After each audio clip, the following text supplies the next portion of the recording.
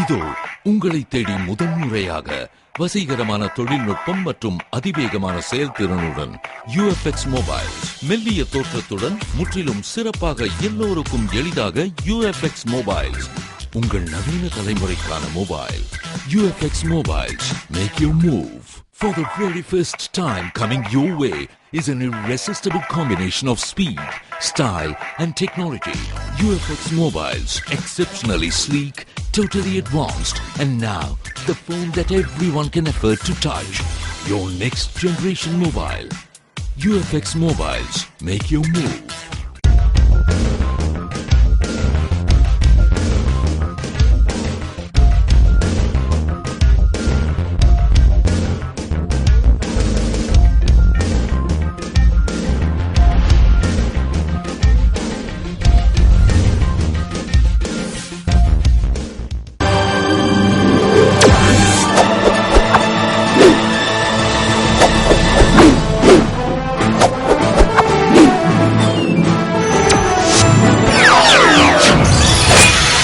நீங்கள் பார்த்துக் கொண்டிருப்பது AJK டிவியின் புதுவை மாலை.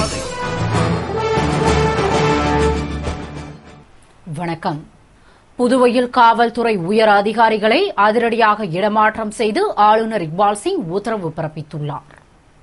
புதுவையில் கடந்த சில மாதங்களாக கொலை, கொள்ளை, வியாபாரிகளை மாமூல் கேட்டு மிரட்டும் சம்பவங்கள் அதிகரித்து வந்ததால் குற்றச் செயல்களை கட்டுப்படுத்த காவல்துறை உயர் அதிகாரிகளை இடமாற்றம் செய்யும்படி பல்வேறு தரப்பினரும் வலியுறுத்தி வந்த நிலையில் காவல் உயர் அதிகாரிகளை இடமாற்றம் செய்து ஆளுநர் இக்பால் சிங் உத்தரவிட்டுள்ளார். அதன்படி புதுவை சட்டம் ஒழுங்கு SSP-யாக இருந்த சந்திரன் குற்றம் மற்றும் புலனாய்வு பிரிவிற்கும் அங்கு பணியாற்றிய ஹோட்டா ஏற்கனவே இடமாற்றம் செய்யப்பட்டுள்ளார். அதேபோன்று காரைக்கால் மாவட்ட SSP-யாக இருந்த ஸ்ரீகாந்த் புதுவை சட்டம் ஒழுங்கு துறைக்கும் இந்திய ரிசர்வ் பட்டாலியன் படைப்பிரிவு கமாண்டராக பணியாற்றிய ஆண்டோ அல்போன்ஸ் காரைக்கால் SSP-யாக மாற்றப்பட்டுள்ளார். இதனால் DIG அதுல் கத்தாரிக்கு கூடுதல் பொறுப்பாக இந்திய ரிசர்வ் பட்டாலியன் படைப்பிரிவு கமாண்டோ பொறுப்பு வழங்கப்பட்டுள்ளது. இதேபோன்று வில்லியனூர் தெற்கு பகுதி சப் கலெக்டர் அசோக்குமார் காரைக்கால் மாவட்ட கலெக்டராக பதவி உயர்வு பெற்றுள்ளார். புதுவையில் அமைச்சர்கள் உறுதிமொழி நிறைவேறியதா என 23 துறைகள் பதில் அளிக்காததால் மீண்டும் கடிதம் அனுப்ப சட்டசபை உறுதிமொழி கூட்டத்தில் முடிவு செய்யப்பட்டது. புதுவை சட்டமன்ற உறுதிமொழி குழு கூட்டம் சட்டசபை வளாகத்தில் உள்ள குழு அறையில் குழுவின் தலைவரும் அரசு கொறடாவுமான நேரு தலைமையில் உறுப்பினர்கள் அன்பழகன், நமச்சிவாயம், PR சிவா மற்றும் சட்டசபை செயலர் அன்பழகன் முன்னிலையில் நடைபெற்றது. கூட்டத்தில் சட்டசபையில் அமைச்சர்கள் அளித்த உறுதிமொழி நிறைவேற்றப்பட்டுள்ளதா என 28 துறைகளுக்கு கடிதம் மூலம் கேட்கப்பட்டதில் 5 துறைகளில் இருந்து மட்டுமே பதில்கள் பெறப்பட்டதால் மற்ற துறைகள் பதில்களை 15 நாட்களுக்குள் அனுப்ப சட்டசபை செயலர் மூலம் மீண்டும் கடிதம் அனுப்புவது என முடிவு செய்யப்பட்டது. ஒருங்கிணைப்பு பணி முடியாத காரணத்தால் ஸ்மார்ட் கார்டு அமலாவதில் தாமதம் ஏற்படும் என்று குடிமைப்பொருள் வழங்கல் துறை இயக்குநர் பிரியதர்ஷினி தெரிவித்துள்ளார்.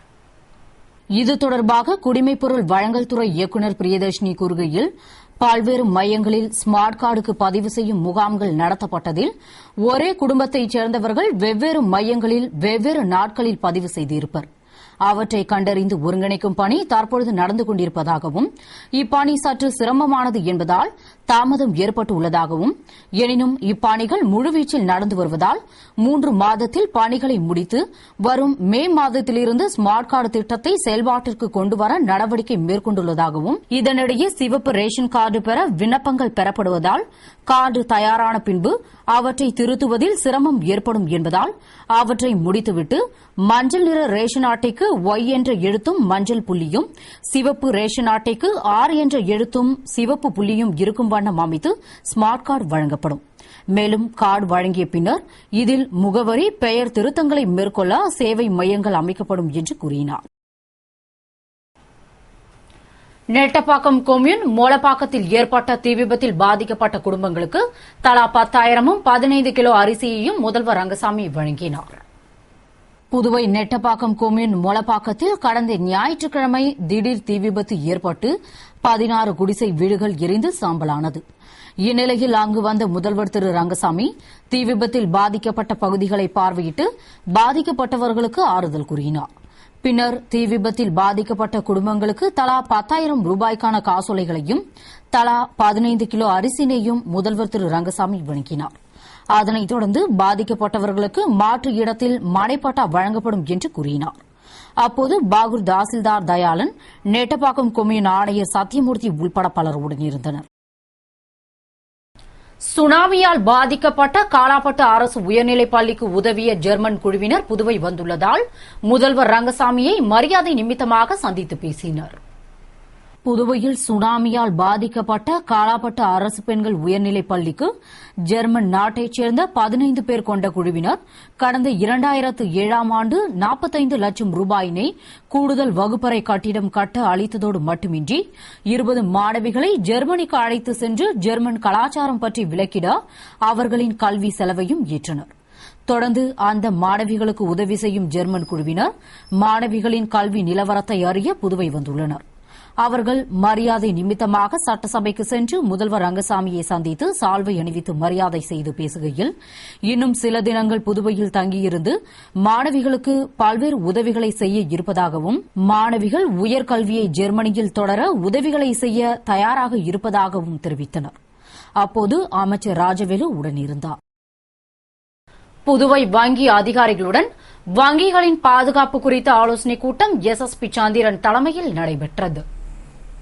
சென்னையில் வங்கி கொள்ளை சம்பவம் நடந்ததை அடுத்து புதுவையில் உள்ள வங்கிகளில் பாதுகாப்பு வசதிகள் குறித்த ஆலோசனைக் கூட்டம் SSP சந்திரன் தலைமையில் நடைபெற்றது.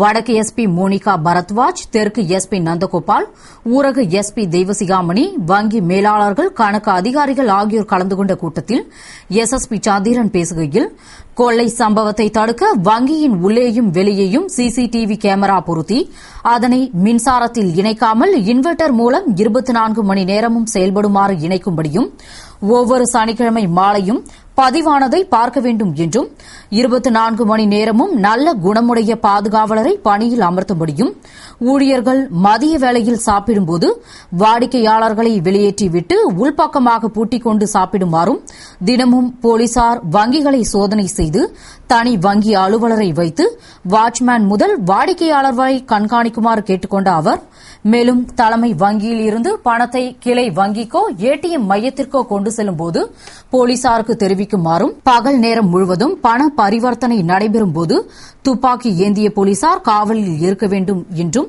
வங்கியின் சுவர்கள், வழிகள், சந்துகள் போன்றவற்றை கண்காணிக்க வேண்டும் என்றும் கூறினார். புதுவையில் போக்குவரத்து நெரிசலை குறைக்க பழைய சிறைச்சாலையில் வாகனம் நிறுத்துமிடம் அமைக்க வேண்டும் என்று சட்டமன்ற உறுப்பினர் வல்சராஜ் வலியுறுத்தியுள்ளார். இது தொடர்பாக சட்டமன்ற உறுப்பினர் வல்சராஜ் கூறுகையில், புதுவையில் போக்குவரத்து நெரிசலால் மக்கள் அவதிக்குள்ளாகி உள்ளதாகவும், இதற்காக வரைவு வளர்ச்சி திட்டங்களில் நோனாங்குப்பத்தில் இருந்து ஜிப்மர் வரை உத்தேசிக்கப்பட்டுள்ள 2வது புறவழிச்சாலையை வரவேற்கும் அதே நேரத்தில் அரசு ஏற்கனவே பழைய சிறைச்சாலை வளாகத்தில் வாகனம் நிறுத்துமிடம் கட்டுவதற்காக முடிவு செய்ததை நிறைவேற்றினால் போக்குவரத்து நெரிசலை குறைக்க முடியும் என்றும், நகரின் முக்கிய பகுதிகளான நேரு வீதி மற்றும் அம்பலத்தடையார் மடத்து வீதியை இணைக்கும் இந்த பழைய சிறைச்சாலை வளாகம் போக்குவரத்து நெரிசலை குறைப்பதற்காக வெகுவாக பயன்படும். எனவே மத்திய அரசின் உதவி மற்றும் தனியார் பங்களிப்புடன் அந்த திட்டத்தை நிறைவேற்ற வேண்டும் என்று கூறினார். புதுவை தவளக்குப்பத்தில் பெட்ரோல் பங்க் உரிமையாளர்கள் மற்றும் போலீஸ் அதிகாரிகளின் அவசர கூட்டம் SP தெய்வசிகாமணி தலைமையில் நடைபெற்றது. பன்ருட்டியில் பெட்ரோல் பங்கில் கொள்ளை சம்பவம் நடந்ததன் எதிரொலியாக புதுவை கிராமப்புறத்தில் உள்ள பெட்ரோல் பங்குகளின் பாதுகாப்பு குறித்த அவசர ஆலோசனைக் கூட்டம் தவளக்குப்பத்தில் உள்ள SP அலுவலகத்தில் SP தெய்வசிகாமணி தலைமையில் இன்ஸ்பெக்டர்கள் மோகன்குமார், குணசேகரன், ஜிந்தா கோதண்டராமன், பழனிவேலு மற்றும் பெட்ரோல் பங்க் உரிமையாளர்கள், நிர்வாகிகள் முன்னிலையில் நடைபெற்றது. கூட்டத்தில் கொள்ளை சம்பவங்களை தடுப்பது குறித்து SP தெய்வசிகாமணி கூறுகையில், பெட்ரோல் பங்குகளில் விற்பனையாகும் பணத்தை 3 முறையாக அடிக்கடி நேரத்தை மாற்றி அருகில் உள்ள வங்கியில் தனியாக காசாளர் செல்லாமல் துணையுடன் சென்று செலுத்த வேண்டும் மற்றும் கண்காணிப்பு CCTV வைக்க வேண்டும். நன்கு தெரிந்தவர்களையே காசாளராக அமர்த்த வேண்டும். மேலும் ஊழியர்கள் அனைவருக்கும் தெரியும் வகையில் அருகில் உள்ள காவல் நிலையத்தின் டெலிபோன் எண் மற்றும் இன்ஸ்பெக்டர்கள், சப் இன்ஸ்பெக்டர்களின் எண்ணை அறிவிப்பு பலகையில் எழுதி வைக்க வேண்டும். அது மட்டுமின்றி பணப்பெட்டகத்தில் சைரன் வைப்பது நல்லது என்று கூறினார். புதுவை ஜென்மராக்கினி மாதா ஆலயத்தில் சாம்பல் புதனை முன்னிட்டு கிறிஸ்துவர்களின் தவகாலம் சிறப்பு பிரார்த்தனையுடன் துவங்கியது. ஆண்டுதோறும் இயேசு கிறிஸ்து மரித்த புனித வெள்ளிக்கு முந்தைய 40 நாட்கள் கிறிஸ்துவர்களால் தவகாலமாக அனுசரிக்கப்பட்டு உடலை வருத்தி விரதமிருந்து பக்தி முயற்சிகளை கடைபிடிப்பர். சிலர் அதன் மூலம் சேமிக்கும் பணத்தை இயேசு உயிர்த்தெழும் ஈஸ்டர் அன்று ஏழை எளிய மக்களுக்கு உதவி செய்வர். இந்த தவகாலம் இந்த ஆண்டு சாம்பல் புதனோடு துவங்கியது.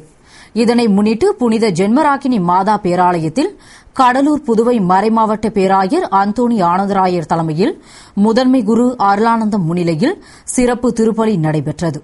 திருப்பலியில் பாதிரியார் கிறிஸ்துவர்களின் நெற்றியில் கையை வைத்து, மனிதனே நீ மண்ணாக இருக்கிறாய், ஒரு நாள் மண்ணுக்கே திரும்புவாய் என கூறி சாம்பலால் சிலுவை அடையாளம் வரைந்து தவகாலத்தை துவக்கி வைத்தார்.